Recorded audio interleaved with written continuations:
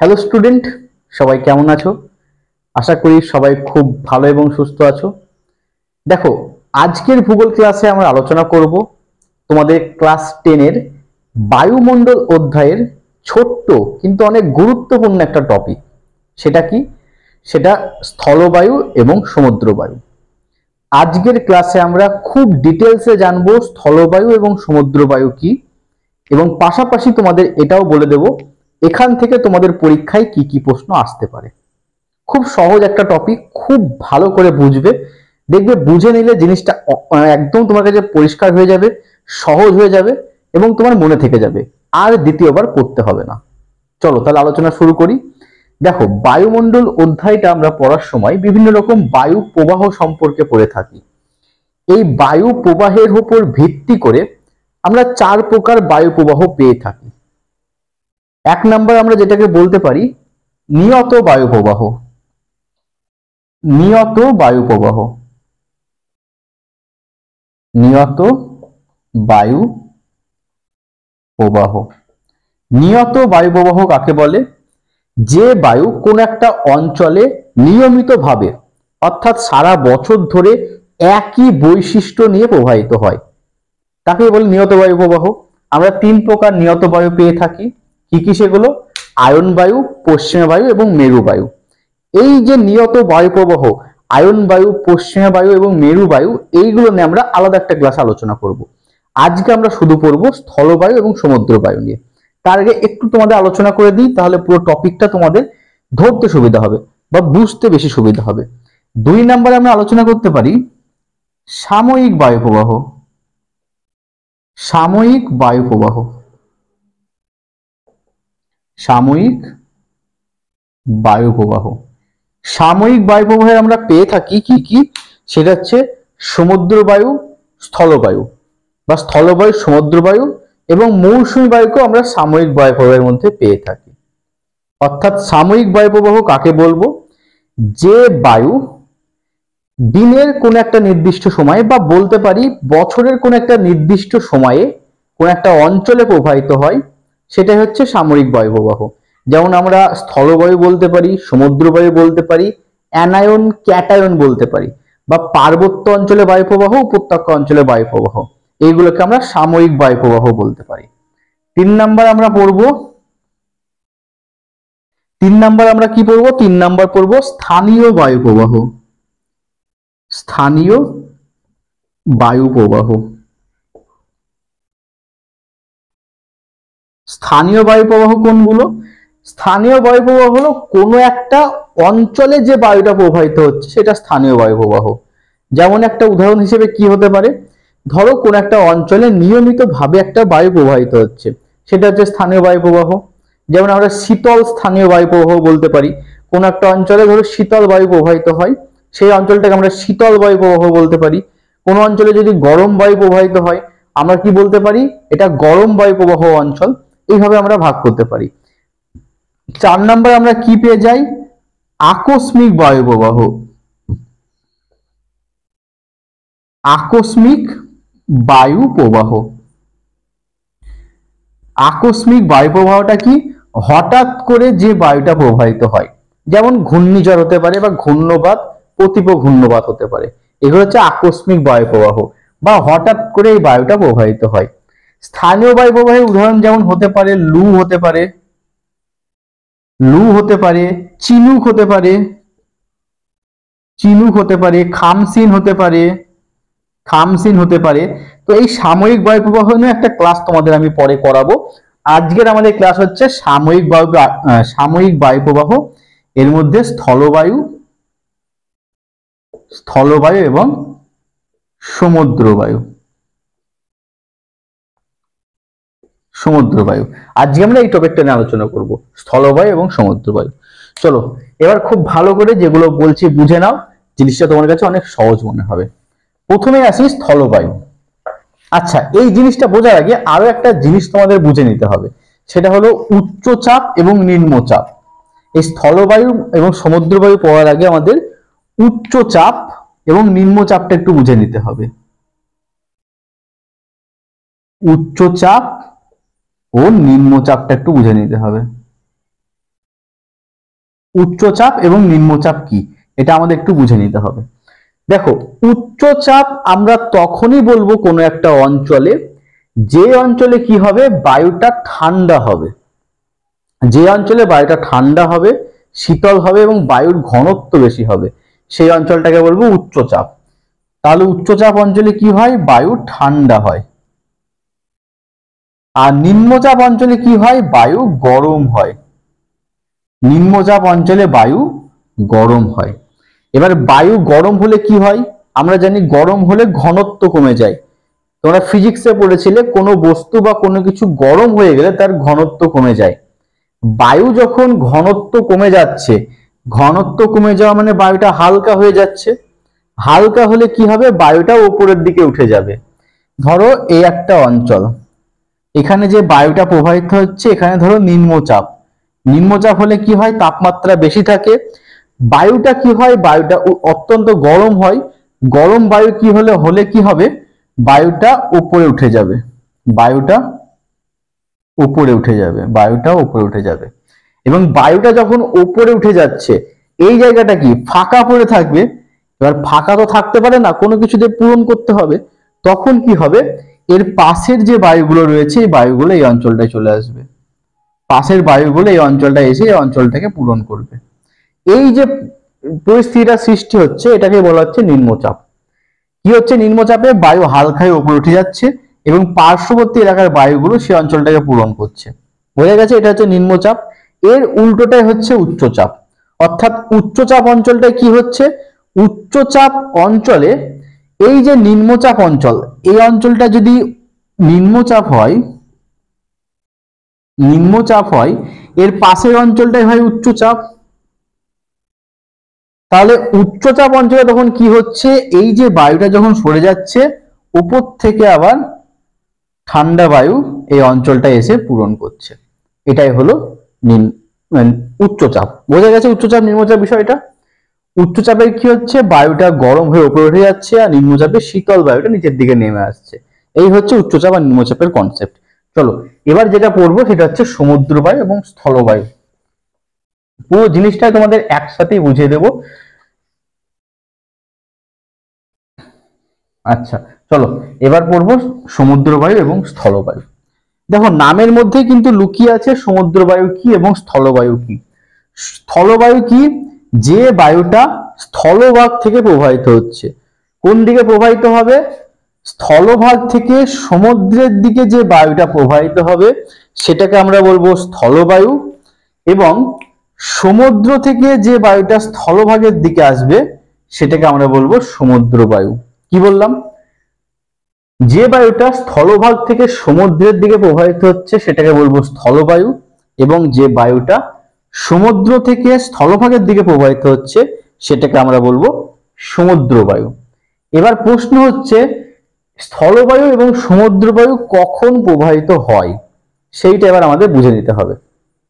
এবার তোমাদের একটা ড্রয়িং করে জিনিসটা বুঝিয়ে দিই। এই ধরো একটা স্থলভাগ, এই ধরো একটা সমুদ্র। এটা স্থলভাগ, এটা সমুদ্র। এবার যখন দিনের বেলা হচ্ছে, যখন দিনের বেলা বা সূর্য উঠেছে, সূর্য উঠলে কি হবে, তাপ, সূর্য তাপ দিবে। তাপ দেওয়ার ফলে কি হবে, ভূপৃষ্ঠ সহ সমুদ্র সমস্ত কিছু উত্তপ্ত হবে। এবার একটা প্রশ্ন আমার থাকলো, সেটা হলো বড় দেখি, কোনটা বেশি উত্তপ্ত হবে, দ্রুত উত্তপ্ত কোনটা হবে, সমুদ্র দ্রুত উত্তপ্ত হবে নাকি স্থলভাগ দ্রুত উত্তপ্ত হবে? কোনটা তাড়াতাড়ি গরম হবে, সমুদ্র না স্থলভাগ? গরম সব থেকে তাড়াতাড়ি বেশি হবে কিন্তু স্থলভাগ। এবার প্রশ্ন হচ্ছে, স্থলভাগ কেন তাড়াতাড়ি গরম হয়, এটা আমাদের জানতে হবে। যত ছোট ছোট জিনিস রয়েছে সমস্তটা আমাদের ক্লিয়ার রাখতে হবে, তাহলেই কিন্তু জিনিসগুলো সহজ মনে হবে। এবার দেখো, তোমাদের বলে দিই স্থলভাগ কেন দ্রুত গরম হয়। তার কারণ হচ্ছে, দেখো একটু ভালো করে বুঝে নাও, সূর্য থেকে যে তাপটা পৃথিবীতে পৌঁছাচ্ছে, দেখো সূর্য থেকে যে তাপটা পৃথিবীতে পৌঁছাচ্ছে, সূর্য স্থলভাগের উপরেও তাপ দিচ্ছে, সূর্য সমুদ্রের উপরেও তাপ দিচ্ছে। এবার দেখো, স্থলভাগের উপরে যে তাপটা দিচ্ছে সেই তাপটা এর আশপাশের যে বায়ুমণ্ডলটা রয়েছে, বায়ুমণ্ডলটাকে দ্রুত উত্তপ্ত করছে। পাশাপাশি আমাদের স্থলভাগে কি রয়েছে, বাড়িঘর রয়েছে, গাছপালা রয়েছে, সমস্ত কিছু রয়েছে। এই সমস্ত জিনিসগুলো তাপটাকে শোষণ করছে এবং তাপটাকে শোষণ করে স্থলভাগটাকে দ্রুত উত্তপ্ত করতে পারছে। জলভাগের ক্ষেত্রে কি হচ্ছে, জলভাগে যে তাপটা পৌঁছাচ্ছে সেই তাপটা উপরের বা জলস্তরের উপরের স্তর থেকে আস্তে আস্তে নিচের স্তরে তাপটা চলে যাচ্ছে। কোন পদ্ধতিতে? পরিচলন পদ্ধতিতে। পরিচলন পদ্ধতিতে তাপ গরম জায়গা থেকে ঠান্ডা জায়গায় পৌঁছে যাচ্ছে। দেখো, জলের উপরের দিকটা গরম হলে কি হবে, নিচের দিকটা তো ঠান্ডা রয়েছে। এবার আমরা একটা জিনিস বা তুমি পরীক্ষাটা করবে, এক বালতি ঠান্ডা, এক বালতি নয়, হাফ বালতি ঠান্ডা জলের উপরে গরম জল মিশাবে 1 মগ। কি হবে জিনিসটা? পুরো জলটা যেটা ঠান্ডা ছিল সেটা হালকা একটু গরম হবে, তাই কি না? কি জন্য হচ্ছে? জলের নিচে হাত দিয়ে দেখবে সেই জলটাও কিন্তু ধীরে ধীরে গরম হচ্ছে। একই কারণ ঘটছে এখানে করে। জলের স্তরের উপরের দিকটা তাপ পাচ্ছে, সেই তাপটা আস্তে আস্তে জলের নিচে পৌঁছে যাচ্ছে। এর ফলে কি হচ্ছে, সমুদ্র গরম হতে বেশি সময় লাগছে। পাশাপাশি কি আমাদের ভূপৃষ্ঠে বা আমাদের সমভূমি অঞ্চলে বা স্থলভাগে আমরা কি বাড়িঘর গাছপালা দেখতে পাই, এগুলো কি করে? তাপটাকে শোষণ করতে পারে, শোষণ করে উত্তপ্ত করতে পারে ভূপৃষ্ঠকে। কিন্তু সমুদ্রে সেরকম কোনো বাধা নেই বা তাপটা শোষণ করার মতো কোনো বাধা নেই। এই কারণে তাপটা কিন্তু আবার ফিরে যাচ্ছে অনেক সময়, অনেক সময় সূর্যের তাপটা ফিরে যাচ্ছে বিকিরিত হয়ে। তো এই সকল কারণে কি হয়, সমুদ্র অনেক ধীরে ধীরে উত্তপ্ত হয়। পাশাপাশি কিন্তু যেহেতু ধীরে ধীরে উত্তপ্ত হচ্ছে, আবার ধীরে ধীরে তাপটা কিন্তু ছেড়ে দিচ্ছে। আমাদের স্থলভাগ কি হয়, খুব দ্রুত উত্তপ্ত হয় এবং খুব দ্রুত তাপটাকে ছেড়েও দিতে পারে। সমুদ্রে কিন্তু পুরো সিনটা উল্টো হচ্ছে, এখানে খুব ধীরে ধীরে তাপ গ্রহণ করছে এবং ধীরে ধীরে তাপটাকে ছেড়ে দিচ্ছে। এবার দেখো পুরো সিনটা কি ঘটছে। কি বললাম, স্থলভাগ যেহেতু খুব দ্রুত উত্তপ্ত হচ্ছে, উত্তপ্ত হলে কি হবে, গরম হয়ে যাবে। বাতাস গরম হলে কি হবে, বাতাসের ঘনত্ব কমে যাবে। ঘনত্ব কমে গেলে কি হবে, বাতাস হালকা হয়ে যাবে। হালকা হয়ে গেলে বাতাস কি হবে, উপরের দিকে উঠে যাবে। চলো, স্থলভাগের যে বাতাস সেটা আস্তে আস্তে উপরের দিকে উঠে যাচ্ছে। স্থলভাগের যে বাতাস সেটা উপরের দিকে উঠে যাচ্ছে। এবং বাতাস যেহেতু উপরের দিকে উঠে যাচ্ছে, তাহলে নিম্নচাপ হবে না উচ্চচাপ হবে? উচ্চচাপ হবে, সরি নিম্নচাপ হবে। বাতাস যেহেতু উপরের দিকে উঠে যাচ্ছে তাহলে কি হবে, নিম্নচাপ হবে, যেটা তোমাদের আগেই বললাম, নিম্নচাপ হবে যেহেতু গরম হয়ে বাতাসটা উপরের দিকে উঠে যাচ্ছে। এবার বাতাস যেহেতু উপরের দিকে উঠে যাচ্ছে, তাহলে কি হবে, এই যে পুরো জায়গাটা শূন্যস্থান তৈরি হবে। এবার শূন্যস্থান পূরণ করবে কে? সমুদ্রের বাতাসগুলো তখন এই স্থলভাগের দিকে প্রবাহিত হবে। সমুদ্রের যে নোনা বাতাস, সেই বাতাসটা তখন স্থলভাগের দিকে প্রবাহিত হবে। সমুদ্র থেকে বাতাসটা স্থলভাগের দিকে যাচ্ছে বলে এটাকে আমরা বলছি সমুদ্র বায়ু। সমুদ্র বায়ু। কি বললাম, কখন ঘটছে এটা? দিনের বেলায় ঘটছে, যখন সূর্য আকাশে দেখা যাচ্ছে। কি হলো, সূর্যের তাপে জলভাগের তুলনায় বা সমুদ্রের তুলনায় স্থলভাগটা খুব দ্রুত উত্তপ্ত হচ্ছে। দ্রুত উত্তপ্ত হলে কি হবে, বাতাসগুলো দ্রুত উত্তপ্ত হবে, বাতাসের ঘনত্ব কমে যাবে। ঘনত্ব কমে গেলে কি হবে, হালকা হবে, উপরে উঠে যাবে এবং এর ফলে কি তৈরি হবে, অঞ্চলটায় নিম্নচাপ তৈরি হবে। যেহেতু একটা অঞ্চল নিম্নচাপ, তার পাশের অঞ্চল হবে উচ্চচাপ। সমুদ্রে তখন কি থাকছে, সমুদ্রে তখন উচ্চচাপ থাকছে। কি বললাম, সমুদ্রে তখন উচ্চচাপ থাকছে।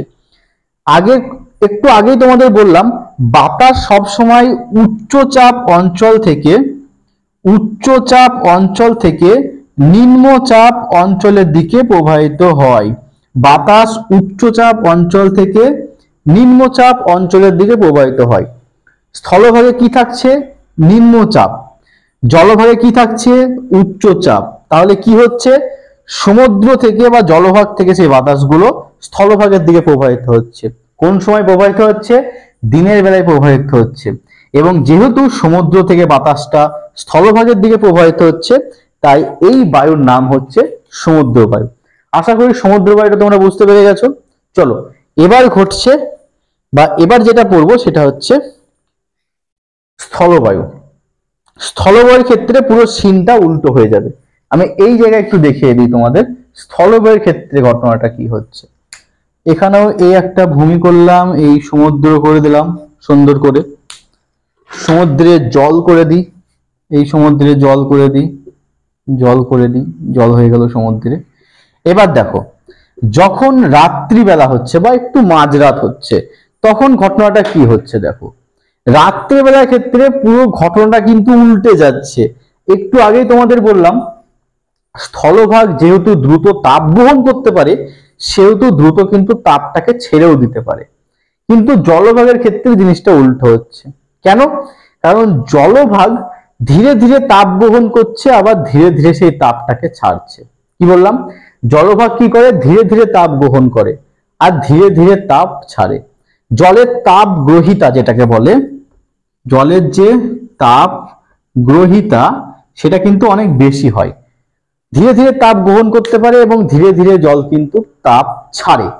এর ফলে কি হচ্ছে, জল বা জলভাগটা বা সমুদ্র ভাগটা দিনের বেলায় যে তাপটা গ্রহণ করলো ধীরে ধীরে, রাতের বেলায় কি হচ্ছে সেটা ধীরে ধীরে ছাড়ছে। তাপটা কি হচ্ছে রাতের বেলায় ধীরে ধীরে সেই তাপটাকে ছাড়ছে। সেই মুহূর্তে কিন্তু স্থলভাগটা কি হয়েছে, স্থলভাগটা ঠান্ডা হয়ে গেছে। এবার ঠান্ডা হলে কি হবে, এখানে উচ্চচাপ তৈরি হবে, উচ্চচাপ তৈরি হবে। জলভাগে এবার কিন্তু নিম্নচাপ তৈরি হবে, নিম্নচাপ তৈরি হবে।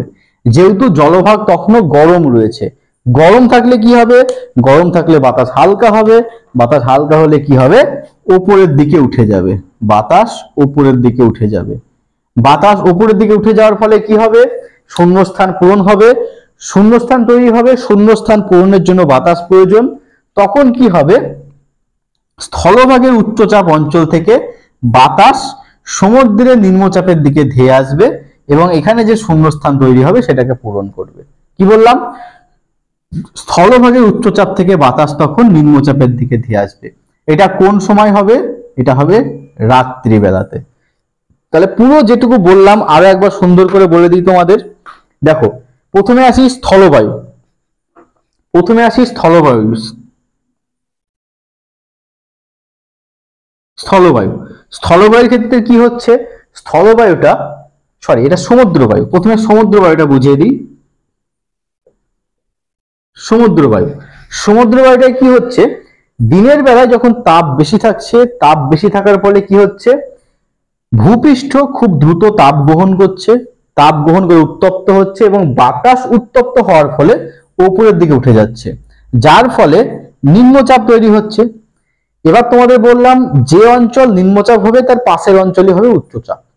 এই নিম্নচাপ অঞ্চল যখন স্থলভাগে তৈরি হচ্ছে সমুদ্রে তখন উচ্চচাপ বিরাজ করছে, যেহেতু সমুদ্র খুব ধীরে ধীরে তাপ গ্রহণ করতে পারে তাই সমুদ্রে তখন উচ্চচাপ বিরাজ করছে।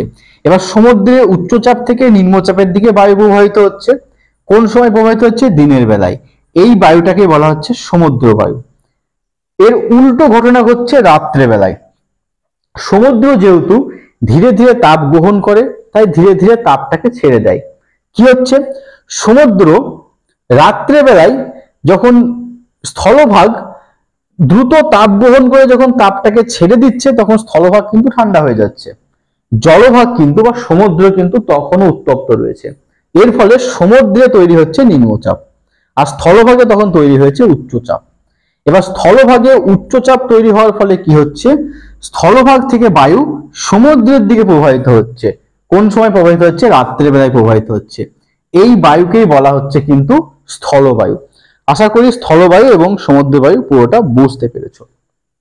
এবার দেখো কিছু বৈশিষ্ট্য রয়েছে, এই বৈশিষ্ট্যগুলো আমরা একটু আলোচনা করে নিই বা পার্থক্য হিসেবে আলোচনা করে নিই, যেহেতু এখান থেকে তোমাদের কি প্রশ্ন আসতে পারে, স্থলবায়ু কি সমুদ্র বায়ু কি, অথবা স্থলবায়ু এবং সমুদ্র বায়ুর পার্থক্য লেখো, এরকম প্রশ্ন হতে পারে। দেখো পার্থক্যটা তোমরা নিজেরাই লিখতে পারবে। কিভাবে লিখতে পারবে? এর যদি বৈশিষ্ট্যগুলো আমরা জেনে নিই পার্থক্যটা লিখতে পারবো। প্রথমে আসি স্থলবায়ু। আচ্ছা আমি পুরোটা একটু পরিষ্কার করে দিই, ঠিক আছে?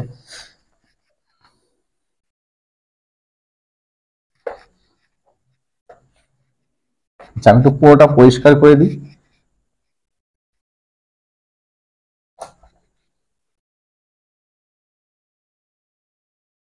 দেখো প্রথমে আসি, প্রথমে সমুদ্র বায়ুটা আলোচনা করি, যেহেতু তোমাদের সমুদ্র বায়ুটা দিনের বেলায় প্রবাহিত হচ্ছে, তাই প্রথমে সমুদ্র বায়ুটা আলোচনা করি।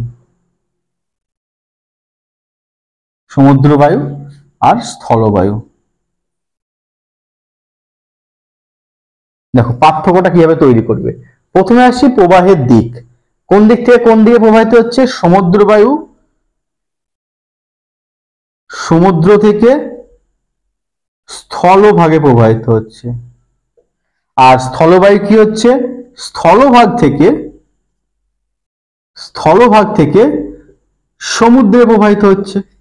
বোঝা গেছে। 2 নাম্বার আমরা আলোচনা করলাম কি, 2 নাম্বার আমরা আলোচনা করলাম সমুদ্র বায়ু যখন প্রবাহিত হয় তখন স্থলভাগে থাকে নিম্নচাপ,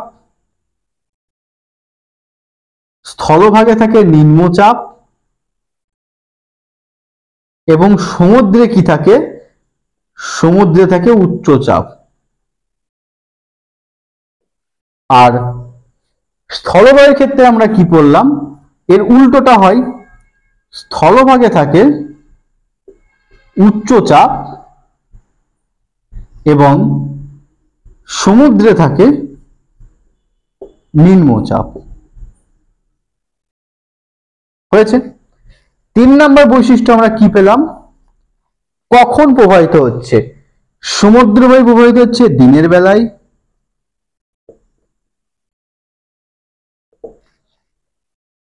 আর স্থলবায়ু প্রবাহিত হচ্ছে রাত্রিবেলায়।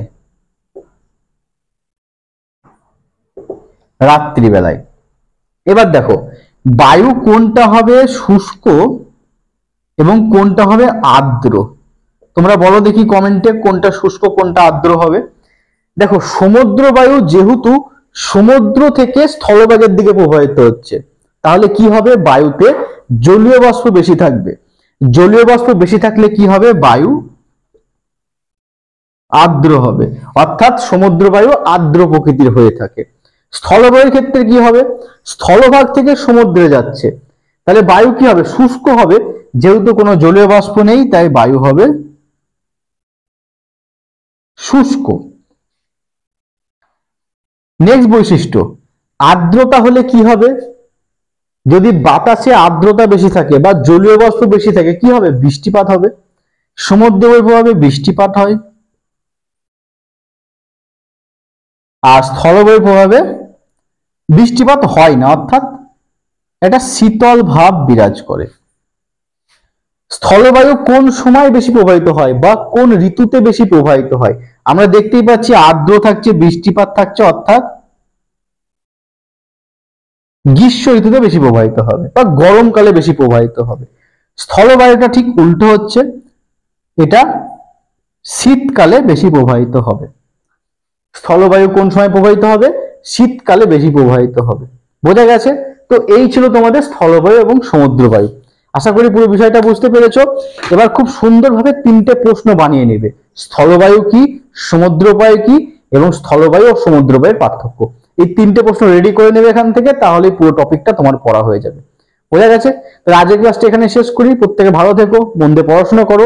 নেক্সট দিন আমরা অন্য কোনো টপিক নিয়ে আবার আলোচনা করব।